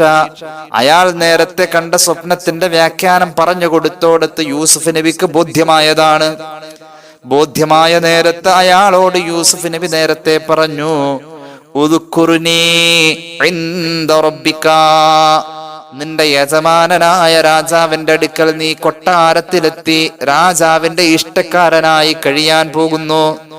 അവിടെ വെച്ച് നീ എന്റെ കാര്യം മറക്കല്ലേ, എന്റെ കാര്യം ഓർക്കണേ. ഇങ്ങനെ പറഞ്ഞു. ഖുർആന്റെ ആയത്താണിത്. ഉദ്കുർനീ ഇൻദ റബ്ബിക, നിന്റെ യജമാനന്റെ അടുത്ത് ചൊല്ലുമ്പോൾ എന്നെ നീ ഓർക്കണേ. നിന്റെ യജമാനന്റെ അടുത്ത് ചെല്ലുമ്പോൾ നീ എന്നെ ഓർക്കണേ. അങ്ങനെ പറഞ്ഞു. ആരോട് പറഞ്ഞു? രക്ഷപ്പെട്ടു പോകുന്ന ആളോട് പറഞ്ഞു, നീ എന്നെ അവിടെ ചെല്ലുമ്പോൾ ഓർക്കണേ. അങ്ങനെ അയാളോട് പറയേണ്ടതില്ലായിരുന്നു. പിന്നെ എങ്ങനെ പറഞ്ഞാൽ മതിയായിരുന്നു? അള്ളാഹുവേ, ഇവൻ ഇവിടെ നിന്ന് രക്ഷപ്പെട്ട് അവിടെ ചെല്ലുമ്പോൾ അവനെ നീ ഓർമ്മിപ്പിക്കണേ എന്ന് പറഞ്ഞാൽ മതിയായിരുന്നു. അങ്ങനെ പറയാതെ അങ്ങനെ പറഞ്ഞിട്ട് എന്ത് ചെയ്യണം? നീ ഓർക്കണോട്ടോ, അവിടെ ചെല്ലുമ്പോ എന്റെ കാര്യം അവിടെ പറയണോട്ടോ, നീ ഓർക്കണോട്ടോ എന്ന് പറഞ്ഞു. ഇങ്ങനെ പറഞ്ഞതിന്റെ പേരിൽ അയാൾ മറന്നുപോയി. മറന്നുപോയി. യൂസുഫ് നബി എന്ന് പറയുന്ന മഹാനായ പ്രവാചകൻ അങ്ങനെ പറയല്, ആ മഹാന്റെ പദവി വെച്ച് നോക്കിയിട്ട് അത്രയും വലിയ മഹാൻ ഈ സാധാരണക്കാരനായ ജയിൽ പുള്ളിയോട് പറയേണ്ട കാര്യമൊന്നുമില്ലല്ലോ. അതിലും വലിയ മഹാനല്ലേ അള്ളാഹുവോട് പറഞ്ഞ പോരെ? പടച്ചോനെ, ഇവൻ അവിടെ ചൊല്ലുമ്പോ എന്റെ കാര്യം ഓർക്കണമല്ലാ എന്ന ഒരു ചിന്ത ഒരല്പനേരം വിട്ടുപോയി മനസ്സിന്ന്. സ്വാഭാവികമാണ്. തെറ്റാണോ? അല്ല, അങ്ങനെ വിട്ടുപോയി. നമ്മളൊക്കെ എത്രയോ കാര്യങ്ങൾ അങ്ങനെ വരുന്നു. അള്ളാഹു ശകാരിച്ചു. അങ്ങനെ പാടില്ല. അമ്പിയാക്കൾക്ക് പോലും അത് പാടില്ല. അള്ളാഹു ഇതൊക്കെ വലിയൊരു തസവുഫിന്റെ കാഴ്ചപ്പാടാണ് കേട്ടോ. ദിക്ർ എന്നതിന്റെ രഹസ്യത്തിലേക്ക് ഇറങ്ങുമ്പോൾ ആ നേരത്ത് യൂസുഫ് നബി ഒരു വലിയ ദിക്ർ ചെല്ലേണ്ട അവസരമാണ്. എന്താ ദിക്ർ? അള്ളാഹുവേ, ഇവൻ അവിടെ ചെല്ലുമ്പോ എന്നെ ഇവൻ ഓർക്കണേ. അള്ളാഹുവോട് പറയുമ്പോ അള്ളാഹനെ ഓർക്കലാണ് അവിടെ ദിക്റാണ് ഉണ്ടാവുന്നത്. ഈ ദിക്ർ അവിടെ ഇല്ലാതെ പോയതിന്റെ ഒരു പ്രശ്നം യൂസുഫ് നബി പിന്നെ അനുഭവിക്കുക. 7 കൊല്ലം അയാൾ മറന്നുപോയി. 7 കൊല്ലം കഴിഞ്ഞാ പിന്നെ ഓർക്കുന്നത്. നിലവിൽ ഇത് പറയുമ്പോൾ യൂസുഫ് നബി ഇപ്പോൾ 5 കൊല്ലം ജയിലിൽ കിടന്നിട്ടാണ് ഇത് പറയുന്നത്. 5 കൊല്ലവും തന്നെ കുറിച്ചുള്ള ഒരു വിചാരണ നടത്തപ്പെടുന്നില്ല. വിചാരണ തടവുകാരനായിട്ട് മഹാനവറുകൾ വിധിയും കാത്ത് വിചാരണയും കാത്ത് ഇങ്ങനെ കിടക്കാൻ 5 കൊല്ലായി. എന്റെ കാര്യം ഒന്ന് വിചാരണ നടത്തി എന്നെ പുറത്തേക്ക് വിടുന്ന കാര്യം അവിടെ ചെല്ലുമ്പോൾ നീ ഒന്ന് പറയണേ, നീ ഓർക്കണേ എന്ന് പറഞ്ഞു. ആ പറഞ്ഞതിന്റെ പേരിൽ അയാൾ അത് മറന്നുപോയി എന്നാ. കാരണം അയാൾ മറക്ക എന്നത് യൂസുഫ് നബി അള്ളാഹു ശകാരിക്കുന്നതിന്റെ ഭാഗമായി നടക്കേണ്ട ഒരു കല ആണ്. എന്താ കാരണം? യൂസുഫ് നബിക്ക് ഇങ്ങനെ പറഞ്ഞാ മതിയായിരുന്നു, അള്ളാഹുവേ, ഇവൻ അവിടെ എത്തുമ്പോൾ എന്നെ ഇവൻ ഓർത്ത് അവിടെ അവതരിപ്പിക്കണം. ഇവൻ അവിടെ ചെല്ലുമ്പോൾ എന്റെ കാര്യം പറയാൻ ഓർക്കണേ അല്ലാ എന്ന് പറഞ്ഞാൽ മതിയായിരുന്നു. അത് കഴിഞ്ഞിട്ട് പറഞ്ഞാൽ മതിയായിരുന്നു. പറയാൻ വിട്ടുപോയി. അങ്ങനെ മഹാനവറുകൾ വിട്ടുപോയതിന്റെ പേരിൽ ഖുർആൻ പറയുന്നു, ഞാൻ പറഞ്ഞല്ലോ, അള്ളാനെ ഓർക്കുമ്പോൾ റബ്ബിന്റെ പൊരുത്തവും അള്ളാഹുവിന്റെ സഹായവും അവിടെ പ്രത്യേകം വന്നുകൂടലാണ്. അപ്പൊ ഇബ്ലീസ് ഒഴിവാവും. ഇവിടെ യൂസുഫ് നബി പടച്ച റബ്ബിനോട് പറയേണ്ടതായിരുന്നു, അള്ളാഹുവേ, ഈ മനുഷ്യൻ അവിടെ ചെല്ലുമ്പോ എന്റെ കാര്യം ഓർക്കണമല്ലാ, പറയാൻ വിട്ടുപോയി. അപ്പൊ സ്വാഭാവികമായും അവിടെ അള്ളാഹുവിന്റെ ഇടപെടലല്ല, അവിടെ ഇബ്ലീസ് കേറാണ്.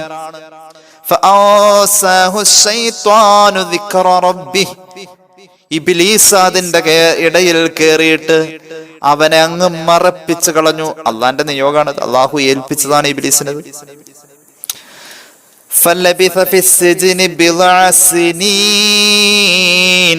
പിന്നെയും കുറെ കാലം ജയിലിൽ മഹാൻ കിടക്കേണ്ടി വന്നു. അതായത് 7 വർഷം. റൂഹുൽ ബയാൻ രേഖപ്പെടുത്തുന്നു. നിലവിൽ ഇപ്പൊ 5 കൊല്ലം കിടന്നു. അത് കഴിഞ്ഞിട്ട് പിന്നെയും 7 കൊല്ലം കിടന്നു. കാരണം അവിടെ ചെന്ന് ഇയാൾ പറയാൻ വിട്ടുപോയി, മറന്നുപോയി. എന്താ ഇതിന്റെ രഹസ്യം? ലബിസ യൂസുഫു ഫിസ്സിജ്നി 12 സനതൻ അദദ ഹുറൂഫി ഉദ്കുർനി ഇൻദ റബ്ബിക. ജയിൽ മോചിതനായി പോകുന്ന ആളോട് പറഞ്ഞ വാക്കിതാണ്, ഉദ്കുർനി ഇൻദ റബ്ബിക. അതില് 12 അക്ഷരങ്ങളാണ്. അലിഫ്, ദാല്, കാഫ്, റാ, നൂന്, യാ, ഐന്, നൂന്, ദാല്, റാ, ബാ, കാഫ്.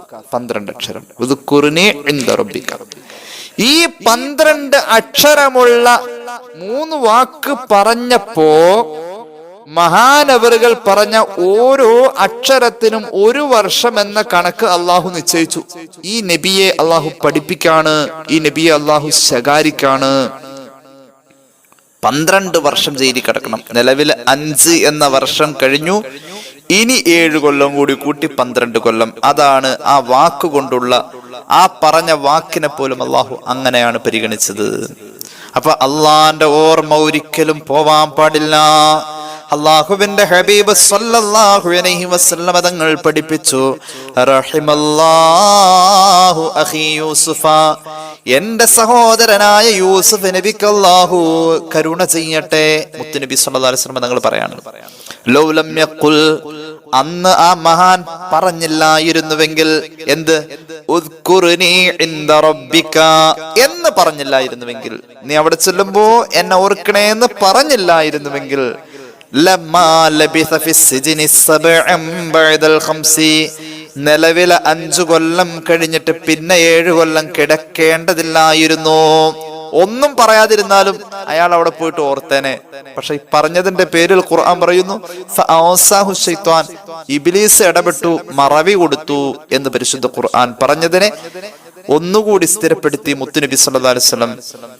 അവിടെ ചെന്ന് ഇയാള് പറയുക എന്നത് സംഭവിക്കാതെ വീണ്ടും ഒരു 7 കൊല്ലം കിടക്കേണ്ടി വരുമായിരുന്നില്ല, യൂസുഫ് നബി അലൈഹി സ്വലാത്തു വസ്സലാം പറയേണ്ടതില്ലായിരുന്നു എന്ന്. ഇതൊരു തെറ്റ് എന്ന നിലയിലല്ല, പക്ഷേ ഇവിടെ അത്തരം വലിയ മഹാന്മാർക്ക് ഒരു സാധാരണക്കാരോട് ആവശ്യപ്പെടുക എന്നത് അവരുടെ പദവിയോട് യോജിക്കാത്ത കാര്യമാണ്. എന്ന നിലക്കും ഏതൊരു പ്രയാസത്തിലും ആവശ്യത്തിലും നമ്മൾ നിൽക്കുമ്പോൾ ആദ്യം അതേക്കുറിച്ചൊരു രൂപം അള്ളാഹുവോട് നമ്മൾ മനസ്സുകൊണ്ട് ഉൾക്കൊണ്ട് റബ്ബിനെ ഓർത്ത് പറയുമ്പോൾ ശേഷം അതിൽ അള്ളാഹുവിന്റെ സഹായം എളുപ്പത്തിലെത്തുമെന്നും ഈ സംഭവം നമുക്ക് പഠിപ്പിക്കുന്നുണ്ട്. ഇത് സംബന്ധമായി നിരവധി വ്യാഖ്യാനങ്ങൾ ഇമാം റാസി രേഖപ്പെടുത്തുന്നുണ്ട്, ഇമാം ഇസ്മായിൽ അൽ ഹഖൽ ബറൂസവി രേഖപ്പെടുത്തുന്നുണ്ട്, ഒരുപാട് മുഫസ്സിരിങ്ങൾ രേഖപ്പെടുത്തുന്നുണ്ട്. ഞാൻ വലിച്ചു നീട്ടി സമയം കളയുന്നില്ല. ഏതായാലും യൂസുഫ് നബി മോശക്കാരനൊന്നുമല്ല, ചില്ലറക്കാരനല്ല. യൂസുഫ് നബി ചില്ലറക്കാരനല്ല. അള്ളാഹുവിന്റെ ഹബീബ് സല്ലല്ലാഹു അലൈഹി വസല്ലം തങ്ങൾ പഠിപ്പിക്കുന്നുണ്ട്, ആരാണ് യൂസുഫ് നബി എന്നറിയുമോ? നമ്മൾ ഓർക്കും, ഓ പടച്ചോനെ ഇതിലൊക്കെ പേര് ഞാനായിരിക്കുന്നു. അങ്ങനെയൊന്നും ചിന്തിക്കേണ്ട. യൂസുഫ് നബി ആരാണെന്ന് റസൂലുള്ളാഹി സ്വല്ലല്ലാഹു അലൈഹി വസല്ലം തങ്ങൾ പറയുന്നുണ്ട്. ഇമാം ബുഖാരി അവിടുത്തെ സ്വഹീഹിൽ ഉദ്ധരിക്കുന്ന ഒരു ഹദീസിൽ കാണാം, ഒരു സ്വഹാബി ഒരിക്കൽ റസൂലുള്ളാഹിനോട് ചോദിച്ചു, സല്ലല്ലാഹു അലാ മുഹമ്മദ് സല്ലല്ലാഹു അലൈഹി വസല്ലം, നബിയെ ആരാണ് ഏറ്റവും വലിയ മാന്യൻ? ആരാ ഏറ്റവും വലിയ മാന്യൻ? റസൂലുള്ളാഹിയോട് ഒരു സ്വഹാബി ചോദിക്കായുന്നാസി അക്രം, നബിയെ ജനങ്ങളുടെ കൂട്ടത്തിൽ ആരാണ് ഏറ്റവും വലിയ മാന്യൻ എന്ന് ചോദിച്ചപ്പോൾ ഹബീബ് പറഞ്ഞു, ജനങ്ങളിൽ ഏറ്റവും മാന്യൻ അക്രമുഹും ഇൻദല്ലാഹി അത്ഖാഹും, ഇന്ന അക്രമക്കും ഇൻദല്ലാഹി അത്ഖാക്കും എന്ന ഖുർആനിന്റെ ആയത്തിനെ അതുപോലെ തന്നെ ഉദ്ധരിച്ചു മുത്തുനബി സല്ലല്ലാഹു അലൈഹി വസല്ലം. ജനങ്ങളിൽ ഏറ്റവും തഖ്വയുള്ള ആളാണ് ഏറ്റവും മാന്യൻ. ഏറ്റവും തഖ്വയുള്ള ആളാണ് ഏറ്റവും മാന്യൻ. അത് ഖുർആനിൽ പറഞ്ഞിട്ടുണ്ടല്ലോ, അതുപോലെ തന്നെയാണെന്ന് പറഞ്ഞു. സ്വഹാബി ചോദിച്ചോടത്ത് പിന്നെ ഉപചോദ്യം വീണ്ടും വീണ്ടും കുറെ സ്വഹാബികളിൽ നിന്ന് വരാൻ തുടങ്ങി. സുഇല റസൂലുള്ളാഹി സ്വല്ലല്ലാഹു അലൈഹി വസല്ലം അയ്യുന്നാസി അക്രം, ഒരു സ്വഹാബിയെ ചോദിച്ചത്, നബിയെ ജനങ്ങളിൽ ആരാ ഏറ്റവും മാന്യൻ? അപ്പൊ പറഞ്ഞു, ഏറ്റവും തഖ്വയുള്ളവനാണ് ഏറ്റവും മാന്യൻ. അപ്പൊ സ്വഹാബികൾക്ക് പലർക്കുമായി സംശയം. കാലു, ഒരുപാട് സ്വഹാബികൾ പിന്നെ ചോദിക്കാൻ തുടങ്ങി, ലൈസ അൻ ഹാദാ നസ്അലുക, ഞങ്ങൾ ഈ ചോദിച്ചത് നബിയെ ഖുർആനിൽ പറഞ്ഞ പോലെ തഖ്വയുള്ളവനാണ് ഏറ്റവും മാന്യൻ എന്ന ഉത്തരം കിട്ടാനല്ല ഈ ചോദിച്ചത്. നബിയെ ഏറ്റവും മാന്യൻ എന്ന് പറഞ്ഞാൽ ഏറ്റവും മാന്യനായ ഒരു മനുഷ്യൻ എന്ന് പറയാൻ, ഒരു മനുഷ്യൻ എന്ന് പറയൂ, ആരാണ് ആ ഒരു മനുഷ്യനെ പറയാൻ പറഞ്ഞാൽ ഏറ്റവും വലിയ മാന്യൻ എന്നതിന് ഉത്തരമായി അങ്ങ് ആരെയാണ് പറയാ നബിയെ സല്ലല്ലാഹു അലൈഹി മുഹമ്മദ് സല്ലല്ലാഹു അലൈഹി വസല്ലം? ജനങ്ങളിൽ അള്ളാഹുവിന്റെ സൃഷ്ടികളായ മനുഷ്യരിൽ ഒരു മഹാനായ മാന്യൻ എന്ന് പറഞ്ഞിട്ട് ഒരാളുടെ പേര് ഇങ്ങോട്ട് പറയാൻ പറ്റുമെങ്കിൽ ആരുടെ പേര് പറയും? അങ്ങ്. ഹബീബ് പഠിപ്പിച്ചു, സ്വഹീഹുൽ ബുഖാരി ഹദീസ് രേഖപ്പെടുത്തുന്നുണ്ട്, ഫഅക്രമുൻ നാസി യൂസുഫു നബിയുല്ലാഹി ഇബ്നു നബിയില്ലാഹി ഇബ്നി നബിയില്ലാഹി ഇബ്നി ഖലീലില്ലാഹി നബിയുനാ റസൂലുള്ളാഹി സ്വല്ലല്ലാഹു അലൈഹി വസല്ലം. അങ്ങനെയാണെങ്കിൽ ഞാൻ പറയുന്നത് യൂസുഫ് നബിയുടെ പേരാണ്. ഫഅക്രമുന്നാസ്, ആ മഹാനാണ് ജനങ്ങളിൽ വെച്ച് ഏറ്റവും വലിയ മാന്യൻ. എന്താ കാരണം? ഒരു പെണ്ണിനെ പ്രാപിക്കാൻ കിട്ടിയ നേരം മാന്യനായി, അതും ഒരു സാധാരണ പെണ്ണുമല്ല പെണ്ണ്. നമുക്കൊക്കെ തെറ്റ് ചെയ്യാൻ അവസരം ഇല്ലാത്തത് കൊണ്ടാണ് ഒരു പെണ്ണിന്റെ മുന്നിൽ അവളുടെ സ്വകാര്യ ആവശ്യം പറഞ്ഞു വരുമ്പോൾ മാന്യത കാണിക്കുന്നവൻ ആരും കാണുന്നില്ല എന്നുള്ളടത്ത് മാന്യത കാണിച്ചവൻ ആരോ. ആ ഒരു രീതിയിൽ ചിന്തിച്ചാൽ യൂസുഫ് നബിയോളം ആരും വരൂല. എന്ന് മാത്രമല്ല, ആരാണ് യൂസുഫ് നബി എന്നറിയുമോ? മഹാനായ ഖലീലുല്ലാഹി നബി ഇബ്രാഹിം അലൈഹിസ്സലാത്തു വസ്സലാമിന്റെ മകൻ, ഇസ്ഹാഖ് നബി അലൈഹിസ്സലാത്തു വസ്സലാമിന്റെ മകൻ, യാഖൂബ് നബി അലൈഹിസ്സലാത്തു വസ്സലാമിന്റെ മകനും നബിയുമായ യൂസുഫാണ് ഏറ്റവും വലിയ മാന്യനെന്ന് നബിയുനാ റസൂലുള്ളാഹി സ്വല്ലല്ലാഹു അലൈഹി വസല്ലം. അപ്പൊ അത്രത്തോളം വലിയ മഹാനായ യൂസുഫ് നബി അലൈഹിസ്സലാത്തു വസ്സലാം, വലിയ മഹാൻ, വലിയ മാന്യൻ. ആ മഹാൻ ചില്ലറക്കാരനല്ല. ഒരു നിമിഷം അല്ലാ എന്ന ചിന്ത മനസ്സിനൊരൽപ്പം മങ്ങിപ്പോയതിന്റെ പേരിൽ 7 വർഷം ജയിലിൽ കിടന്നു. ഇമാം റാസിയൊക്കെ രേഖപ്പെടുത്തുന്നത് കാണാം, അവിടെ പ്രിയപ്പെട്ട വല്ലുപ്പ ഇബ്രാഹിം നബിയെ ഒന്ന് ഓർത്താ മതിയായിരുന്നു എന്ന്. എന്താ കാരണം? ഇബ്രാഹിം നബി അലൈഹി സ്വലാത്തു വസ്സലാം മഹാനവറുകളെ തീക്കുണ്ടാരത്തിലേക്ക് വലിച്ചെറിയപ്പെടുമ്പോ ജിബ്രീൽ അലൈഹിസ്സലാം വന്നുകൊണ്ട് ചോദിക്കുന്നുണ്ട്, എന്റെ എന്തെങ്കിലും ആവശ്യം ഉണ്ടോ എന്ന്. അപ്പൊ ഇബ്രാഹിം നബി അലൈഹി സ്വലാത്തു വസ്സലാം പറയുന്നുണ്ട്, അമ്മാ ഇലൈക ഫല, ജിബ്രീലെ നിന്റെ ഒരു ആവശ്യവും എനിക്കില്ല. അപ്പൊ ജിബ്രീൽ അലൈഹി സ്വലാം പറയുന്നുണ്ട്, ഫസ്സൽ റബ്ബക, എന്നാൽ നിങ്ങൾ നിങ്ങളുടെ റബ്ബിനോട് ചോദിക്കും ഇബ്രാഹിം നബിയെ. അപ്പൊ ഇബ്രാഹിം നബി അലൈഹി സ്വലാത്തു വസ്സലാം പറഞ്ഞു, എന്റെ റബ്ബിനോടും ഞാൻ ചോദിക്കൂല, കാരണം അള്ളഹാനോട് പോലും ചോദിക്കാൻ ഞാൻ ഇഷ്ടപ്പെടുന്നില്ല. ഞാൻ ഇങ്ങനെ തീക്കുണ്ടാരത്തിലേക്ക് പോവാ എന്നതിനെ കുറിച്ച് ശരിക്കും അറിയാവുന്ന ആളല്ലേ അള്ളാഹ്. അവൻ എനിക്ക് അവന്റെ ഇഷ്ടപ്രകാരം തീരുമാനിച്ച ഈ കാര്യത്തിൽ ഞാൻ തൃപ്തനാണ്. മഹാനവറുകൾ പറഞ്ഞു, എന്റെ ഈ അവസ്ഥയെ ശരിക്കും അറിയാവുന്ന അല്ല മതി എനിക്ക്, അള്ളഹാനോട് പോലും ഞാൻ ചോദിക്കൂല. ഇതൊന്നും ഓർത്താ മതിയായിരുന്നു എന്ന് മഹാനായ ഇമാം റാസി രേഖപ്പെടുത്തുന്നുണ്ട്, ഇസ്മാഇൽ അൽ ഹഖ് ബറൂസവി രേഖപ്പെടുത്തുന്നുണ്ട്, മഹാനായ ഇമാം ഇബ്നു കസീർ അവിടുത്തെ ഖസസുൽ അംബിയായിലും രേഖപ്പെടുത്തുന്നുണ്ട്. അപ്പൊ ഈ അർത്ഥത്തിൽ മഹാനായ യൂസുഫ് നബി ഒന്നും മറന്നുപോയതാ. ഇതുപോലെ ധാരാളം നബിമാരുടെ സംഭവമുണ്ട്. ഓരോ മഹത്തുക്കളിലേക്കും ചേർത്ത് നോക്കുമ്പോൾ ദിക്റിന്റെ ശ്രേഷ്ഠത വ്യത്യസ്തമാണ്. ഏതായാലും യൂസുഫ് നബി അലൈഹിസ്സലാത്തു വസ്സലാമിന്റെ അടുക്കലേക്ക് ജിബ്രീൽ വരാണ്. യൂസുഫ് നബി അലൈഹിസ്സലാത്തു വസ്സലാം കരയാൻ തുടങ്ങി. മഹാനായ ഇമാം ഇസ്മാഇൽ അൽ ഹഖ് ബറൂസവി രേഖപ്പെടുത്തുന്നു, ജിബ്രീൽ അലൈഹിസ്സലാം ജയിലിന്റെ അകത്തേക്ക് വരാണ്. ഫലമ്മാ റആഹു യൂസുഫ് അറഫഹു, ജിബ്രീൽ വന്ന കണ്ടപ്പോൾ മഹാനായ യൂസുഫ് നബി അലൈഹിസ്സലാത്തു വസ്സലാമിന് ജിബ്രീൽ അലൈഹിസ്സലാമിനെ മനസ്സിലായി. ഫഖാല ലഹു, ജിബ്രീലിനോട് യൂസുഫ് നബി അങ്ങോട്ട് ചോദിച്ചു, യാ അഖൽ മുൻദിരീന മാലി അറാക ബൈനൽ ഖാതിഈന, റബ്ബിനെ ധിക്കരിച്ച ധിക്കാരികളുടെ കൂടെയാണല്ലോ ജിബ്രീലെ, അമ്പിയാക്കളുടെ കൂട്ടുകാരനായ നിന്നെ ഞാൻ കാണുന്നത്. ഈ ധിക്കാരിയായ യൂസുഫിന്റെ അടുത്തേക്ക് നീ എന്തിനാ വന്നത് ജിബ്രീൽ എന്ന് യൂസുഫ് നബി അലൈഹിസ്സലാം കരഞ്ഞുകൊണ്ട് ചോദിക്കാം. അപ്പൊ ജിബ്രീൽ പറഞ്ഞു അലൈഹിസ്സലാം, യാ ത്വാഹിറ ത്വാഹിരീൻ, ഓ മഹാന്മാരിൽ മഹാനായ മനുഷ്യനെ, ഓ റബ്ബിന്റെ മുന്നിൽ തെറ്റുകളിൽ നിന്നും പൂർണ്ണ ശുദ്ധിയായി ജീവിക്കുന്ന മഹാനെ, ഇന്നല്ലാഹ ബിക ഇന്നല്ലാഹ റാദിം ബിക കറമനി ബിക, തീർച്ചയായും അല്ലാഹു അങ്ങയുടെ അടുക്കൽ വരുന്ന ആള് എന്ന നിലയിൽ, വ്യക്തി എന്ന നിലയിൽ എന്നെ ബഹുമാനിച്ചിട്ടുണ്ട് യൂസുഫ് നബിയെ. അല്ല എന്നെ ബഹുമാനിച്ചത് ഞാൻ അങ്ങയുടെ അടുത്ത് വന്നതിന്റെ പേരില. എന്റെ റബ്ബ് അങ്ങയുടെ അടുത്ത് വരാൻ എനിക്ക് അവസരം തന്നത് അങ്ങയെ കൊണ്ടുള്ള എനിക്ക് കിട്ടിയ ബഹുമാനമാണ്. അതുകൊണ്ടങ്ങ് ചില്ലറക്കാരനല്ല. മാത്രവുമല്ല, അങ്ങയുടെ പിതാക്കളുടെ മുന്നിലും ചെന്നാളെന്ന നിലയിൽ ഒരു പരിഗണന എനിക്ക് അള്ള തന്നിട്ടുണ്ട്. അതുകൊണ്ട് അങ്ങ് മഹാൻ തന്നെയാ. ആ റബ്ബ് അങ്ങേക്ക് സലാം പറഞ്ഞിട്ടുണ്ട് നബിയെ. വഹുവ യുഖ്രിഉക സലാം വയഖൂലു ലക അസ്സലാമു അലൈക്കും, റബ്ബിന്റെ സലാം അങ്ങേക്ക് ഉണ്ടാവട്ടെ എന്ന് അള്ളാഹു അങ്ങയോട് അഭിവാദ്യം പറഞ്ഞറിയിച്ചതായി എന്നെ ഏൽപ്പിച്ചിട്ടുണ്ട്.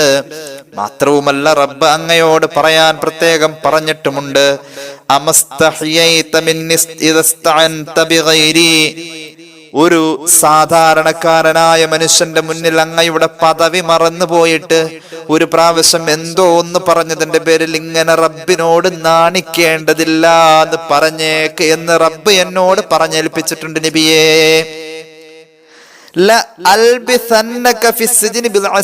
അള്ളാന്റെ പൊരുത്തത്തോടു കൂടെയാണ് ഇനി 7 കൊല്ലം ജയിലിൽ കിടക്കുക. കാരണം എന്റെ റബ്ബിനോട് ഞാൻ ചോദിക്കാൻ വിട്ടുപോയി, മറന്നിട്ട് ഞാൻ മറ്റേ ആളോട് പറഞ്ഞതാണല്ലോ എന്ന ചിന്ത മനസ്സിന്റെ അകത്ത് കിടന്ന് നീറല് തന്നെ ഒരു ദിക്റാണ്. അള്ളാഹ് എന്ന ചിന്തയാണല്ലോ അത്, ആ നിലക്കത് ദിക്റാണ്. അങ്ങനെ വരുന്നോടത്ത് അള്ളാന്റെ പൊരുത്തം ഇപ്പോൾ ഇരട്ടി കിട്ടിക്കഴിഞ്ഞു. അങ്ങനെ വരുമ്പോൾ അള്ളാഹുവിന്റെ പൊരുത്തത്തോടു കൂടെയുള്ള ചിന്തയിലാണ് ഇപ്പൊ ജയിലിൽ ഇനിയുള്ള 7 കൊല്ലം കിടക്കാൻ പോകുന്നത്. അപ്പൊ മഹാനായ ജിബ്രീൽ അലൈഹി സ്വലാത്തു വസ്സലാമിനോട് യൂസുഫ് നബിയുടെ പ്രതികരണം വന്നു. യാ ജിബ്രീൽ വഹുവ അന്നി റാദിൻ, എന്റെ റബ്ബിനെ കുറിച്ച് ഞാൻ നീറി ആലോചിക്കാൻ, എന്റെ റബ്ബിനോട് ഞാൻ ഒന്ന് ആലോചിക്കുകയോ ചോദിക്കുകയോ ചെയ്തില്ലല്ലോ എന്നുള്ള ചിന്ത എന്റെ മനസ്സിൽ വരുമ്പോ എന്റെ റബ്ബെന്ന വിചാരമല്ല എന്റെ മനസ്സിലുള്ളത്. അപ്പൊ എന്റെ റബ്ബിനോട് തൃപ്തിയുള്ളവനല്ലേ ജിബ്രീൽ? അതേ നബിയെ, എന്നാൽ നഅം ഇതല്ല ഉബാലി, എനിക്ക് ഇനിയുള്ള 7 കൊല്ലത്തെ ജയിൽവാസം ഒരു പ്രശ്നമേ അല്ല എന്ന് സയ്യിദുന യൂസുഫ് നബി അലൈഹിസ്സലാം പറഞ്ഞതായി ഇമാം ഇസ്മാഇൽ അൽ ഹഖ് അൽ ബറൂസവി റൂഹുൽ ബയാനിൽ രേഖപ്പെടുത്തുന്നതായി നമുക്ക് കാണാം. അപ്പൊ ഈ അർത്ഥത്തിൽ അല്ലാഹു റബ്ബുൽ ഇസ്സത്തുമായി ഒരു കമ്മ്യൂണിക്കേഷൻ നമ്മുടെ നിത്യജീവിതത്തിൽ എന്നും ഉണ്ടാവണം, എപ്പോഴും ഉണ്ടാവണം. ഇരുന്നോടത്തിന് എഴുന്നേൽക്കുമ്പോൾ അല്ലാഹ് എന്നൊരു വിചാരത്തോടു കൂടി ഒരു വിളി വലിയ ദിക്റാണ്. എല്ലാം ദിക്റാവണം. ഒരാവശ്യം വന്നാൽ അള്ളാഹുവോട് പറയണം, പടച്ചോനെ 9 മണി ആയല്ലോ, അല്ല എന്റെ മക്കളെ സ്കൂളിൽ വിട്ടിട്ടില്ല, പണികളൊന്നും തീർന്നിട്ടില്ല, അള്ളാഹുവേ പടച്ചോൻ എന്താ ചെയ്യാ, ഇങ്ങനെയൊക്കെ നമ്മൾ പറയുന്നുണ്ട്. അല്പം ഈമാനുള്ള ആൾക്കാരൊക്കെ ഇങ്ങനെ പറയാറുണ്ട്. നമ്മളും പറഞ്ഞ് ശീലിക്കാം. അതൊരു ദിക്റിന്റെ സ്ഥാനത്താ മുഹമ്മദ് റസൂൽ സല്ലല്ലാഹു അലൈഹി വസല്ലം നമുക്ക് പഠിപ്പിച്ചു തന്നത്. അങ്ങനെയാണ്. അള്ളാഹു ഭാഗ്യം നൽകട്ടെ. ഇൻഷാ അല്ലാഹ് ദിക്റിന്റെ രഹസ്യങ്ങൾ എന്ന് പറയുന്ന ഭാഗത്തേക്കുള്ള നമ്മുടെ ചർച്ചയും പഠനവും തുടരാം. അള്ളാഹു നമ്മുടെ അറിവിൽ ബർക്കത്ത് നൽകട്ടെ, അമലിനുള്ള ഭാഗ്യം നൽകട്ടെ.